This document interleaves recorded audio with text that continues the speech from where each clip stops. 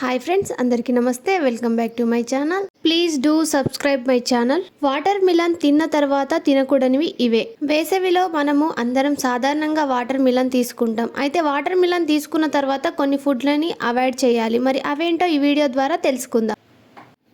ఎండాకాలం వచ్చిందంటే చాలు, ఆ వేడిని తట్టుకోవడానికి అందరము వాటర్ మిలన్ తీసుకుంటూ ఉంటాం. ఈ సీజన్లో బాడీ డిహైడ్రేట్ అవుతుంది. అదే వాటర్ మిలన్ తింటే ఆ సమస్య ఉండదు. ఎందుకంటే పుచ్చకాయలో నీటి శాతం ఎక్కువగా ఉంటుంది. మనం శరీరానికి హైడ్రేట్గా ఉంచడంతో పాటు కూల్గా కూడా ఉంచుతుంది. వేసవి తాపం నుంచి ఉపశమనం కూడా కలిగిస్తుంది. అయితే వాటర్ మిలన్ తిన్న తర్వాత కొన్ని రకాల ఆహారాలు తినకూడదంట. దానివల్ల అనేక అనారోగ్య సమస్యలు వచ్చే అవకాశం ఉంటుందట. మరి వేటిని తినకూడదో ఇప్పుడు చూద్దాం. పుచ్చకాయ తిన్న తర్వాత పాలు త్రాగడం ఆరోగ్యానికి మంచిది కాదు. పుచ్చకాయ తిన్న తర్వాత పాల పదార్థాలు కలిసే వాపు వస్తుంది. జీర్ణ సమస్యలు కూడా వచ్చే అవకాశం ఉంది. అందుకే పాల పదార్థాలకు దూరంగా ఉండాలి. పుచ్చకాయ తిన్న వెంటనే ప్రోటీన్ ఫుడ్స్ తినకూడదు. పుచ్చకాయ తిన్న తర్వాత ప్రోటీన్ ఫుడ్ ఎక్కువగా తీసుకుంటే ఆహారాలు తినడం మంచిది కాదు. జీర్ణ ఎంజైమ్లను దెబ్బతీస్తుంది. పప్పులు, పన్నీరు, కోడిగుడ్డు లాంటివి తినకూడదు. గుడ్లు కూడా తినకూడదు. ఎందుకంటే పుచ్చకాయ తిన్న తర్వాత గుడ్డు తినకూడదు. రెండు కలిపి తింటే కడుపు ఉబ్బరం, మలబద్ధకం లాంటివి వస్తాయి. వేసవిలో ఆరోగ్యంగా ఉండాలంటే వాటర్ మిలన్ తినాలి. వెంటనే తిన్న తర్వాత ఇవి తీసుకుంటే గుడ్డు కానీ, ప్రోటీన్ ఫుడ్ కానీ, పాల పదార్థాలు లాంటివి ఇలాంటివి మాత్రం తిన్న వెంటనే అయితే తినకూడదు. వాటర్ మిలన్ని ఫ్రిడ్జ్లో పెడుతున్నారా? అయితే ఏమవుతుందో తెలుసుకోండి. సమ్మర్ వచ్చిందంటే చాలు మార్కెట్లో పుచ్చకాయలు దర్శనమిస్తాయి. జ్యూస్ స్టాల్లో కూడా వాటర్ మిలన్ జ్యూస్ ఖచ్చితంగా ఉండాల్సిందే. నీటి శాతం ఎక్కువగా ఉండే ఈ పండ్లను తీసుకుంటే ఆరోగ్యానికి ఎంతో మేలు చేస్తుందని నిపుణులు సైతం అంటుంటారు. అయితే మనలో చాలామంది పుచ్చకాయలను ఫ్రిడ్జ్లో నిల్వ చేస్తుంటారు. ఇంతకీ పుచ్చకాయ ఫ్రిడ్జ్లో నిల్వ చేయవచ్చా లేదా ఇప్పుడు తెలుసుకుందాం.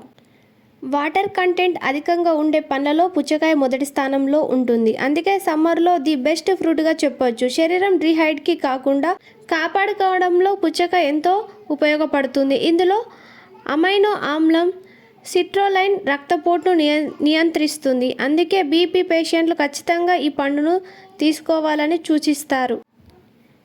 నీటి శాతం ఎక్కువగా ఉండడం వలన, కేలరీలను తక్కువగా ఉండడం వల్ల బరువు తగ్గాలనుకునే వారికి ఇది ఎంతో దోహదపడుతుంది.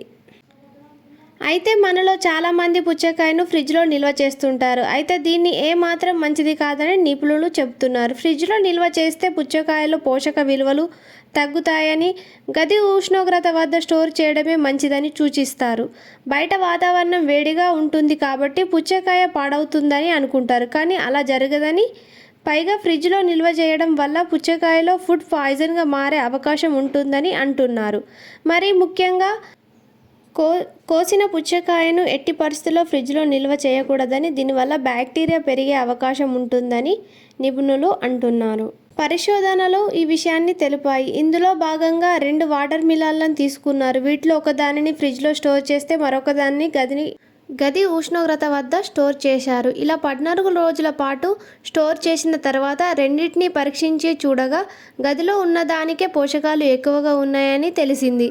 సహజంగా పుచ్చకాయను తెంపిన తర్వాత కూడా కొన్ని పోషకాలు ఉత్పత్తి చేస్తూనే ఉంటుందని పరిశోధనలో తెలిపింది. అయితే ఎప్పుడైతే దానిని రిఫ్రిజిరేటర్లో పెడతారో పోషకాలు ఉత్పత్తి ప్రక్రియ ముగుస్తుందని లేదా ఆగిపోతుందని పరిశోధనల్లో తెలిపింది. అందుకే ఏ రకంగా చూసుకున్న పుచ్చకాయలను ఫ్రిడ్జ్లో నిల్వ చేయడం మంచిది కాదని నిపుణులు చెప్పారు.